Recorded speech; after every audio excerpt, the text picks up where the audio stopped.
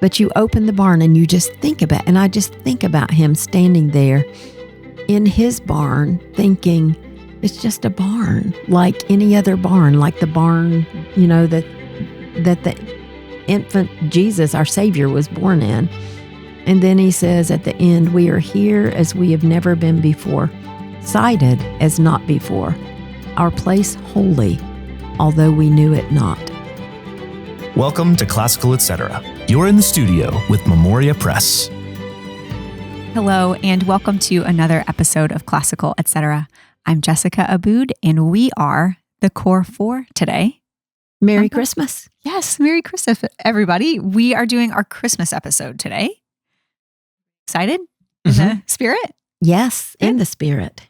We usually do a discussion about what we're reading, but I thought instead we could do our annual book exchange live, on air, and on camera. So who got who? Paul? Well, I'm just hoping that Martin didn't get me, because he always gives me a used book that's falling apart. And maybe out of the back of his trunk. Yeah. Tanya, did you get me a book? I got you a book. Is it used? It is not used. Yes. Okay. Let's see what it is. Paul, you had my name last year, and you did a fine job. I didn't feel like I did a fine job. Should I open it now, or do we all get our books? And then No, I think you go ahead and open it. I know you do not have this book. At least I think I'm 100% sure you don't have this book. Is it fantasy? Nope. Nope. Okay. Elizabeth Tova Bailey. Never heard of her. The Sound of a Wild Snail Eating. Yes. Yes. It's so good, Tanya. I will just say that I'm glad he got you and not me. But look how beautiful it is. It's look at the very top. Beautiful. Edward O. Wilson. Yeah, this is a review. It is beautiful. And it really is beautiful. And there's some chickens in there for you, since you love my chicken ties so much. I got you some chickens. Well, how nice. Edward O. Wilson, he's the ant scientist. Yes, this really is. It is a beautiful book. I'm not sure about the words. Oh, look how pretty. You remember, you were Wendell's editor, Wendell Berry's editor. Do you remember the book he wrote called, that was about a response to Edward O. Wilson? It was a response to Edward O. Wilson. Yes. Yeah. Life is a Miracle. I do. Yes, I typed that book. Yeah. And I was involved I was just a looker on of the controversy. I think you will like this. This is okay. It is a wonderful contemplation of slowing down and looking at the things around you. Yes. Well, I need that.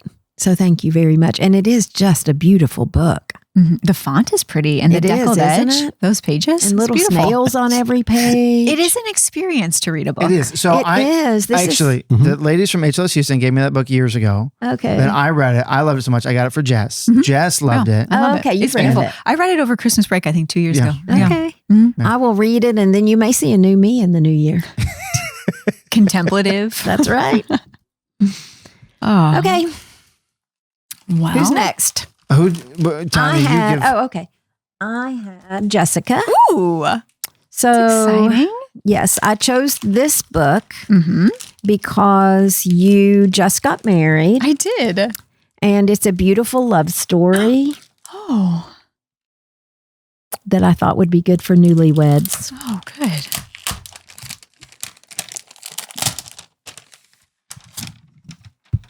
Oh.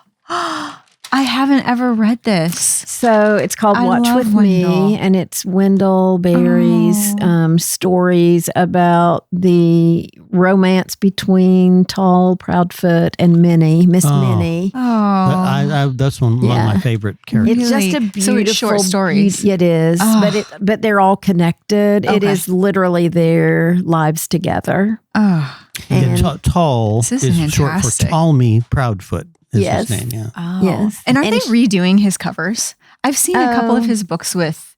They keep redoing. Art. Yeah, that's beautiful. Just like we keep redoing, and then people want to know what's changed, and it's just the designers decided something else looks better. This is perfect because at this point, like in this season of life, you know how sometimes short stories are just more digestible? Yes. And you really can sink in, and then it's done. But I'm not a big fan of short stories. Okay. Because I feel like by the time you get to know the characters, they're gone. So I like this because it really does read like a novel. And because like they are standalone stories, but it's the same characters. And so that's the kind of short story I prefer. Oh, I don't want to read 30 pages about somebody and never then, especially, right. I would like more. I need more. I always need more. And his characters are they're so attractive to get to know. Yes. You know, when you read like Hannah Coulter and all right. Yeah, you just get connected to them. Yeah. Oh, thank you, Tanya. You're welcome. That's beautiful. So who did you get? I got Martin. And Martin? And I noticed she has 2 books. You get 2. So I was hoping I was the lucky one here. You get 2. This is a twofer for you. You read pretty broadly. And I couldn't decide. So these are 2 utterly different books, but they're both something I think you like. So you can start with the first one. Okay. This is heavy wrapping paper. I know. I love that wrapping paper. Okay. Have you ever heard of that? Operation Nemesis, the assassination plot that avenged the Armenian genocide. I actually know about this story, but I don't know it's the story. Incredible. I know Eric you like Bogosian. history, and it is a fantastic story. Oh, yeah. Because that people don't really know about the Armenian genocide by the Turks. Right. And I mean, the poor Armenians are just beset by everybody. It's really a terrible historical thing. And of course, one of our professors at memoriacollege.org is Vigan Garoyan, who is Armenian. His parents experienced that. Oh, wow. And you talk to an Armenian, and this is a real sore spot. Is this author Armenian? That's a good question. Bogosian, it sounds Armenian. I don't It does. know. That last name The does. story is I won't ruin it, but it's fantastic. It's a really interesting story. Yeah, I have heard of that book, actually. Armenian descent, yes. And this one is... Oh, that's a great book. Have you ever heard of this? The Boy, the Mole, the Fox, and the Horse. That's a great little Now, book. my Charlie challenge to Macri. you is to read this to your grandchildren without crying. That's my challenge. Okay. Papa never cries. This really is. It's a great book. I love it. The illustrations are completely beautiful, and it's the story of a boy who meets all all handwritten. It is, yeah, and it's illustrated. It's all by the same person. Wow. It's beautiful. Yeah, it Yes. is a That beautiful is book. nice. So I thought that would be something. Well, I that was you can looking read. for a new one to read to my grandchildren. It's Well, beautiful. there it is. Yeah. Yeah. Don't read about the Armenian genocide. Armenian genocide. Well, it's not. It is about that. It's about. Once upon a time. It's about there's a story of immigrants who, Retribution. it's fascinating. Oh, yeah. No, I think it was 2 guys, this Operation Nemesis. Mhm. It was 2 guys. And I read about it in The Peace to End All Peace, which was the story of how the modern Middle East came to be. Oh, interesting. Which all was just washed away in the last 2 or 3 days, Yes. actually. Oh, Syria yes, falling. it did. Right. But let's not get political. Let's move on. So that means Paul Schaefer. Yeah, Paul, open that up and let's gets not get the political. Martin. Wow. So now we know where this is headed. Martin was saying before that he bought 2 copies of this. Oh, he did. And he's got them on his shelf to give to people. It looks new. Oh. Colonialism. Oh. A Moral Reckoning. Well, I'll tell you. Martin talked about By this on the Nigel. podcast for about 6 times, I Oh, think. yeah. It's got spots on it. It does. It does. Was But this in your trunk? It's in my library. Could I Let me have that string. curated I'm in gonna my keep the my table. trunk. expect anything else from Martin? A little spot on the front cover? Yeah, that's the one I said that I read twice because I lost my copy when I got down to like the last chapter. I left it on the plane. No. And then I went and I was because I marked the whole thing. Oh, no. And so I went back and bought another copy and read and marked the whole thing again because it was so good. Because, it's just, it kind of illustrates the world is complicated, right? So. And no more spoilers because we'll just let Paul read it. Well, now here's the thing about all these book exchanges we do at Christmas, because I'm in multiple. I am still working through the book Martin gave me last year, which Sharp's Tiger. Oh, right. But that's just fiction. You should be able to move through that. It is, but I get distracted by it. Somebody gives me another book and I start reading that book, and then I got to go back to it. And so, and Jess gave me a book, I don't know, a few years ago that I still haven't read. Oh, Paul. It's still on the shelf. One of us love that book. I understand that. I may start doing that after I read this and get all relaxed. I may just because now I'm so regimented. Yeah, I start a book, I've got to finish that. That's right. And you learn how to just enjoy life. But this may sit on the shelf for a little while before I start reading. And this book too, just to stop and really think about the Christmas season and what it means. We are so busy. And hopefully this little book will give families the opportunity, to sit down together and just, the readings are very short. And so I was reading back through it. Of course, I've been through it. Should we vocalize what book this is? So we are wanting to go through and discuss our Christmas book, O Come, O Come. It is a compilation of daily readings. And what types of readings are in here? There are hymns, which are mainly Christmas carols, and 3 short stories and some poetry. And the theme is all about Christmas. And our editors did a fine job of putting them together, to lead us. Yes, they are paired really well together. They in are, the book. and they. So we've titled each one beginning December 1st. That would take you through to December 25th, reading one a day. But honestly, I mean, they're so good. You could and they're so. Like we start with Isaiah 9:6, for unto us a child is born. And then, O come, Emmanuel. I mean, these are good for the entire season. Even if you celebrate the 12 days of Christmas later than Protestants celebrate the 12 days of Christmas, then, they would even be appropriate then. How did you choose the readings? Or the team? It was a team. It was a team effort, yes. We read there are some really awful Christmas stories. Oh. And so you can read many, many Christmas. I'm a huge Dickens fan, but other than A Christmas Carol, his Christmas stories are just odd and they're not very Christmassy. And the one we did last year wasn't very Christmassy. The short story we discussed, which was Trollop. Well, and what constitutes Christmassy changed with his story with A Christmas Carol. Oh, with A Christmas Carol. The man who invented Christmas. I mean, there's the truth to that. I haven't seen that, and I need to. Oh, no, I haven't. Andrew Pudua is always telling me I need to see that, and I promised him I would watch that this year, so that's actually good that you brought that going up. to also. Yeah. Are there any lesser known readings in here? Yes. Okay. There are a couple of poems by people I don't know, but interesting. Like this on page 14, Margaret Deland. I don't know her, but it's called The Christmas Silence. And it's just beautifully written. And it just goes from all of her, it starts, the first word is hushed, are the pigeons cooing low. And she goes through dim shadows, strange silence, no sound. And then the very last one. And no sound is the mother kneeling lays her cheek against the little face. 'Tis yet in silence that she prays. And then it ends with ages of silence end tonight.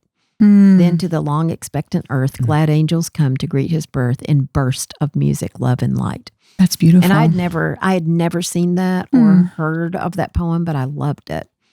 My favorite is the Christina Rossetti Christmas Eve poem. Yes. Oh, it's not The Wind in the Willows? Page 43. I thought it would be The Wind in the Willows for you. Is so. Well, is a let's go to Rossetti, but I do want to go back to The Wind in the Willows. Yeah, I thought of Martin immediately when I saw that. I mean, and there's just some classics in here. The O. Henry Gift of the Magi. That's just a wonderful, wonderful I don't story. like that story. Really? It makes me very nervous. I just don't. Every time I read it, I don't like it. And I don't like the end of it. I just don't like it. Sorry. I know it is the problem with the story quintessential. or the reader. That's just the question. Oh, it's my opinion. Let's go back to Rossetti because that is a beautiful poem. Yeah, Do you want to it talk really about it or just No, I mean, it's just skipping on? It's short. it's like a lot of good poems. It's short. It's simple. And, a good poet can say a lot with one word or with just a few words. Really, all my favorite poems are short, and this is just 2 stanzas. And I love it. This is not one that, I when I was teaching literature, we do short for freshmen. I would teach short stories and poems, and I thought this is one I should have had around the Christmas season. We should have read this one because it would be a good one. It's got those real simple words, and they mean so much. There's there's another Rossetti in here. We put Epiphany. 2 Rossetti. Yeah, I like the Christmas Eve one, but yeah. I don't know. I've read the other one. And how did you envision families using this? How do you think they can use it? I would hope that they would use it together. It would be really nice. I think that none of this is too long. I think for a family devotional, these would be very good.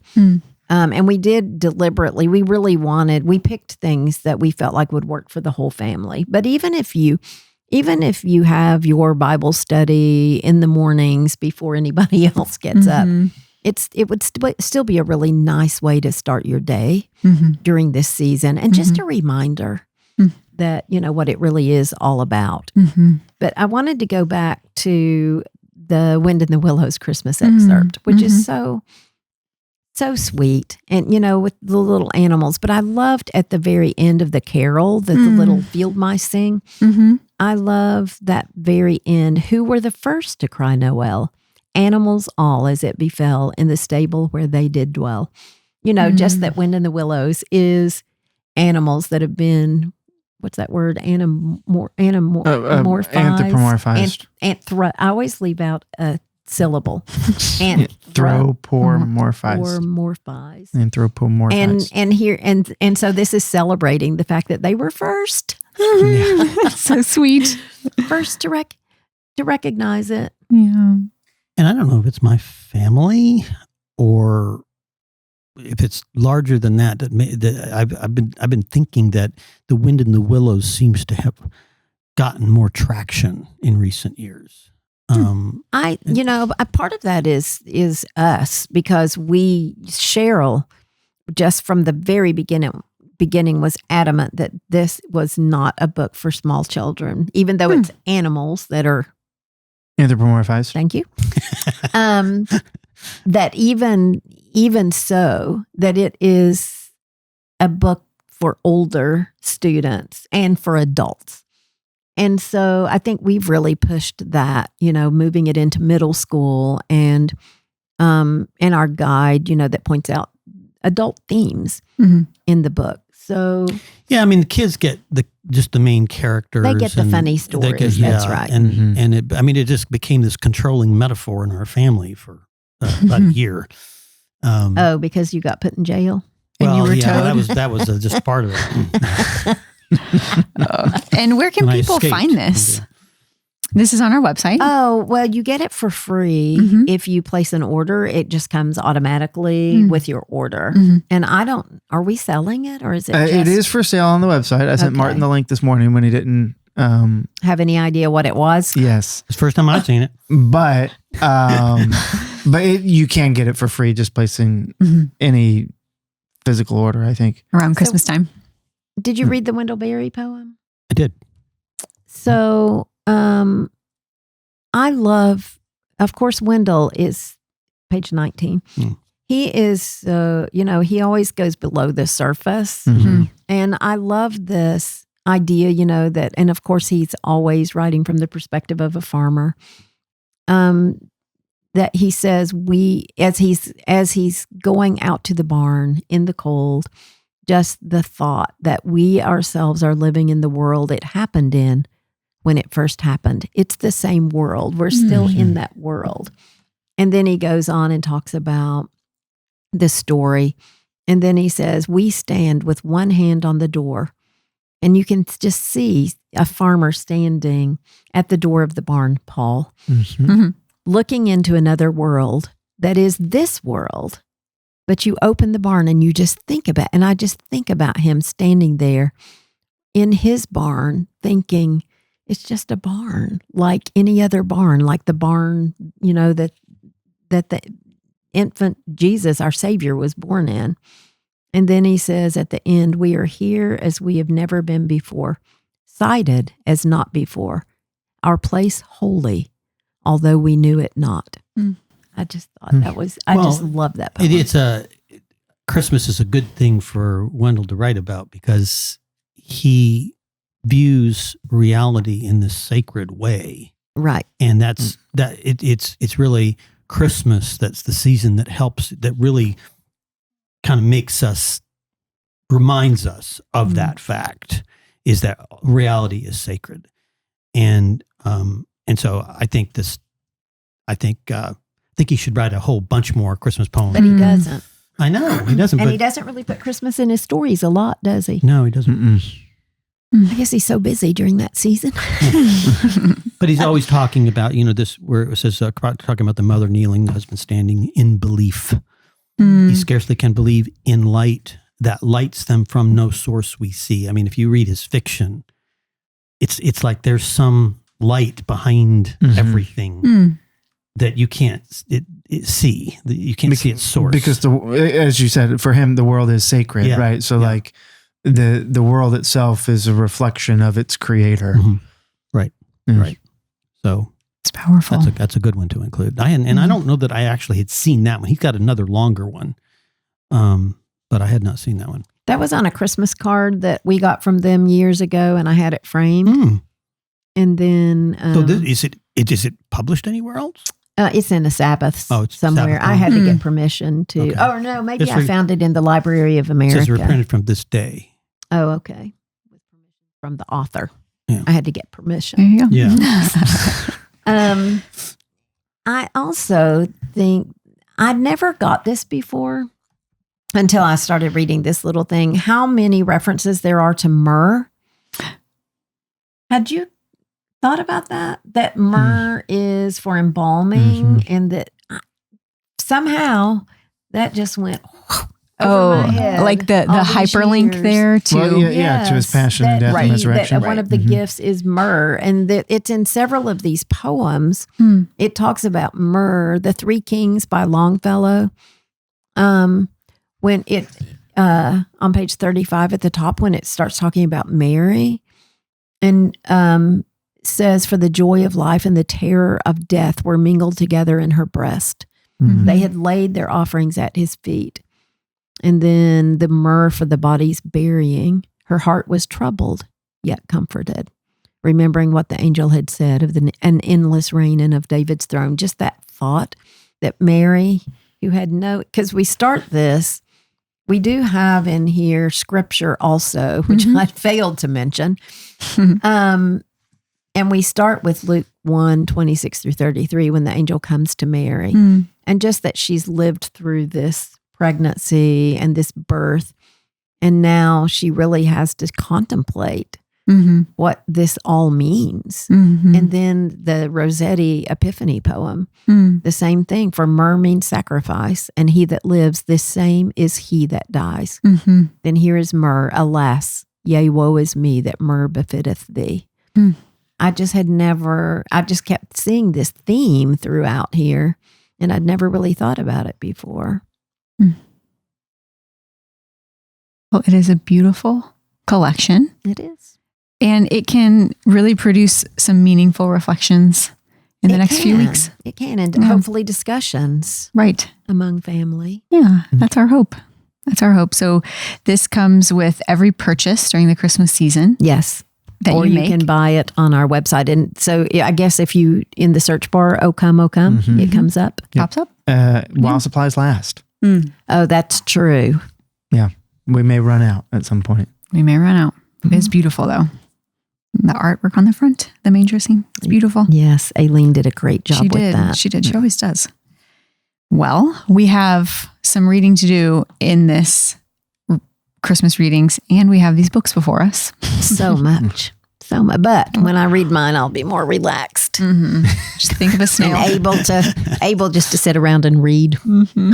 I'm not going to be more relaxed when I read this about a historical atrocity. Well, I doubt it's Paul's really gonna be just more this is relaxed more with the story of the Napoleon. people. No, won't be more relaxed over here, but it'll be interesting. Mm-hmm. Well, thanks everybody. And thank you for joining us. We will be back next time. Merry Christmas. Yes. Thanks for joining us today on Classical Etc. by Memoria Press. If you like what you heard, please like, subscribe, or share this episode or comment. We love to hear your questions and your comments. If you want to learn more about Memoria Press, please go to memoriapress.com. This has been Classical Etc. We're so glad you joined us, and we'll see you next time.